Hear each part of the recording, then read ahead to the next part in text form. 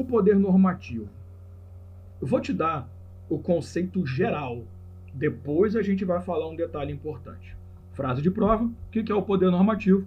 É o poder de você editar, da autoridade pública, né, editar uma norma para dar fiel execução a uma lei. A ideia do poder normativo é o seguinte: você tem uma lei que foi editada previamente e essa lei demanda uma regulamentação, demanda uma normatização, uma complementação. Essa complementação pode se dar através de um ato normativo, tá? Então, assim, deixa eu te dar um exemplo, depois eu volto. O ato normativo, por exemplo, ele vai falar o seguinte, ó, existe uma lei, eu vou te dar um exemplo clássico, que é importante você saber. A Lei 8666 de 93, eu sempre uso esse exemplo porque eu acho que é importante até para a prova. Ela, no artigo 15, ela fala de uma coisinha maldita chamada Sistema de Registro de Preços. Algum de vocês já deve ter feito alguma vez uma questão ou um concurso que pediu o SRP. A Lei 8666, ela chega e fala para a gente o seguinte, olha, no artigo 15, existe um sistema de registro de preços que pode ser utilizado para esse caso e acabou, ele não fala mais nada. Então fica meio perdido, sabe?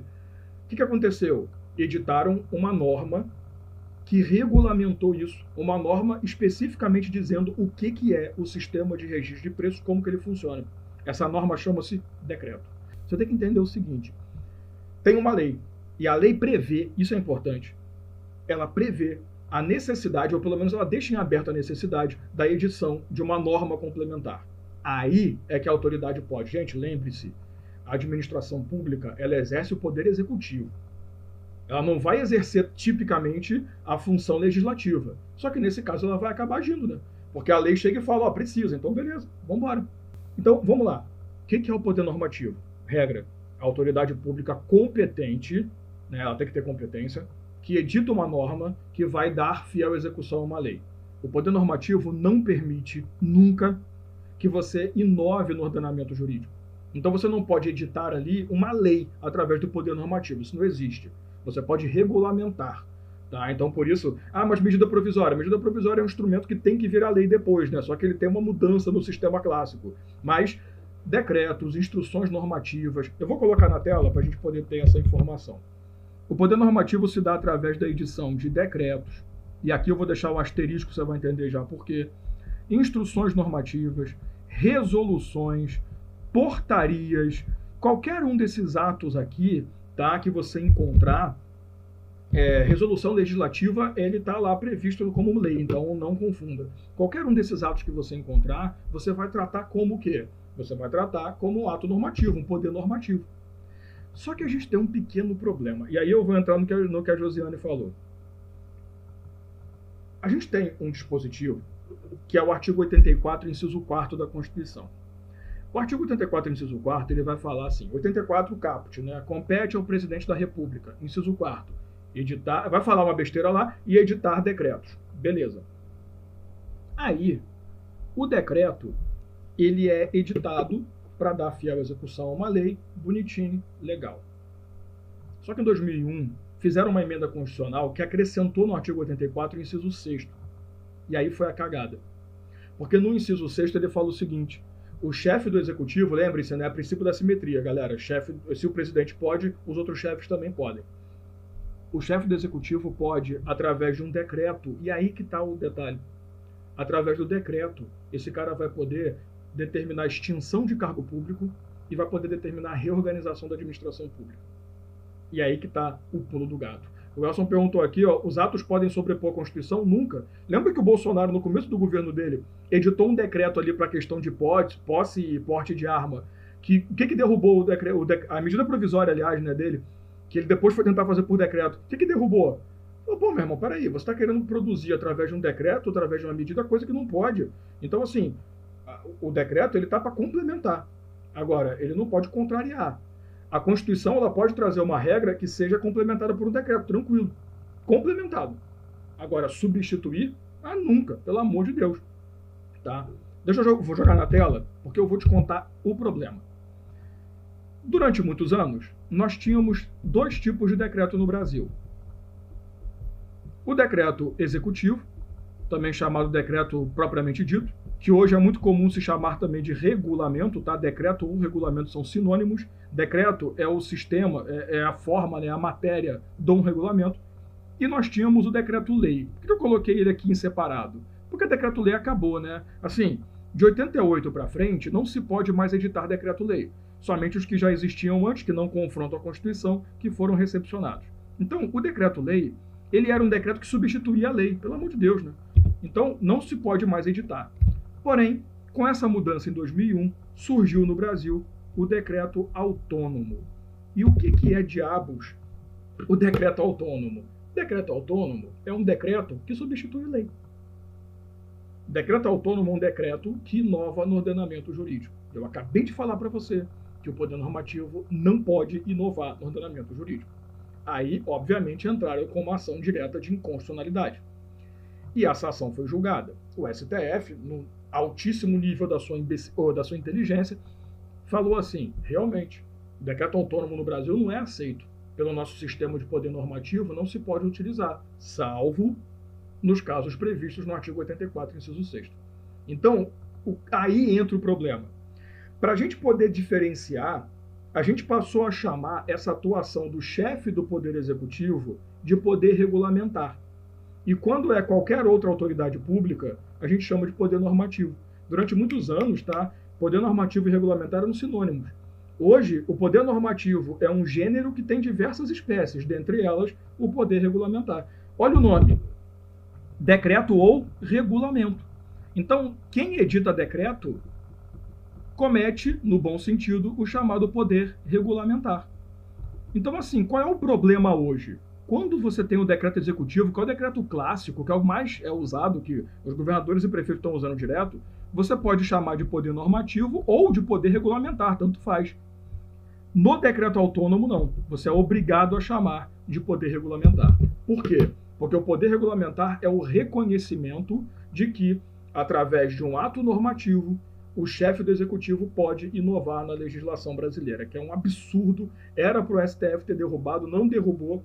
Fazer o quê? Infelizmente, né? Qual é o problema do poder regulamentar ou do poder normativo? É que, assim, na verdade, você tem que pensar no seguinte: quando você tem uma autoridade pública, por exemplo, um presidente de autarquia, né, editando resoluções, eu acho que o Lucimar falou que travou, eu percebi que travou aqui, eu estou voltando, tá? Eu vou voltar de novo ao assunto, porque aqui normalizou para mim. Quando você tem autoridades públicas em geral produzindo atos, resoluções, instruções normativas, notas técnicas, portarias, você vai chamar de poder normativo. Mas para sua prova, se por acaso aparecer ali, tá rolando aí, tá acontecendo ali um ato do chefe do executivo, aí você vai dizer naturalmente que o chefe do poder executivo ele está agindo com o poder regulamentar, tá? E a sua banca tem que ser muito canalha, muito chata, para ela ficar se preocupando em poder regulamentar é só quando é decreto autônomo. Acho meio difícil, mas tudo bem. Decreto autônomo, só para poder constar. A questão nunca se esqueça que o decreto autônomo, essa questão aí de poder inovar no ordenamento jurídico, ele só pode para duas coisas: reorganizar a administração pública, desde que isso não crie ônus, né, criar novos órgãos, gastar dinheiro mais, e extinguir cargo público desde que esses cargos estejam vagos. Se você lembrar também, eu estou falando dele, mas não é porque eu sou fã. Eu estou cagando para política, tá, gente? Eu estou pensando no teu futuro concurso público. Eu estou cagando para política agora, tá? Não vamos entrar em política, não. O que eu estou querendo que você entenda é o seguinte. O Bolsonaro, eu estou falando dele muito porque é recente, cara. É legal a gente pegar exemplo recente. O Bolsonaro, uma das primeiras coisas que ele fez quando assumiu o governo foi o quê? Editou um decreto que extinguiu uma porrada de cargo público federal. Pode. Decreto autônomo, tá? Então, qual é a ideia? A partir do momento que você tem ali esse tipo de atuação, pode, desde que o cargo esteja vago. Beleza, gente? Então, o poder normativo é isso. Toma cuidado para você não confundir ali, eventualmente, na prova. Se ele falar para você, o poder normativo é a atuação do agente público que produz normas, como, por exemplo, o presidente da República editando decreto. Ótimo, perfeito, tá lindo. O que você não pode dizer é que o poder regulamentar é uma atuação de qualquer autoridade pública. O poder regulamentar é próprio do chefe do executivo. E como a Joélia falou, É um poder indelegável? É um poder indelegável, tá? Por que é um poder indelegável? Porque é um poder normativo. Então, o poder o ato normativo, a edição de ato normativo, ela é um poder indelegável, tá? Uma regulação normativa da administração pode ser editada pelo governador do próprio estado, porém se sobressai o poder maior do governador do estado todas as vezes que um decreto é criado. Basicamente sim e não. Sabe por quê? Vai depender do seguinte: quando o governador ele produz um decreto, normalmente o decreto dele é para atuar dentro do estado todo. Só que ele pode direcionar. Então, assim, se, por exemplo, o governador ele produz um decreto e o prefeito também, pensando no mesmo assunto, o do governador sobressai. Mas se o do prefeito for mais completo, você suspende tudo aquilo que já está no decreto estadual e aplica apenas a diferença. Então, às vezes acontece isso, tá? O decreto do governador vem, fala umas coisinhas, só que, cara, ninguém conhece melhor a cidade do que o prefeito. Eu sei que é mentira, mas só pra gente poder pensar. Ninguém conhece melhor a cidade que o prefeito. Então, às vezes, o governador, cara, ele edita um decreto achando que vai atender a demanda de todo mundo, e tem uma cidadezinha de 2.000, 3.000 habitantes que não vai adiantar nada. Então, o prefeito ele pode complementar o decreto do governador. Isso, inclusive, é um poder natural. Através de lei ele faz, imagina, por decreto. Né? Então, é tranquilo. Agora, o que não pode é confrontar, né? Por exemplo, a gente teve um caso, o governador do estado falou, o comércio não abre. E as prefeituras, vai abrir sim, porra, tô nem aí porque é problema nosso. E aí a gente conseguiu derrubar. Até fiz uma live com o Dr. Pietro Kikimo, que é um promotor lá do estado do Rio Grande do Sul. Eu fiz uma live com ele que a gente estava falando sobre isso. Ele foi o primeiro promotor do Brasil a conseguir derrubar um decreto de prefeito que queria abrir o comércio quando o próprio governador falava, não abre. Então foi legal, aquela live foi bem interessante. Então, deixa eu ver se eu entendi, diz o Alexandre, o regulamentar fica dentro do poder normativo? Exatamente. O poder regulamentar é uma espécie do poder normativo.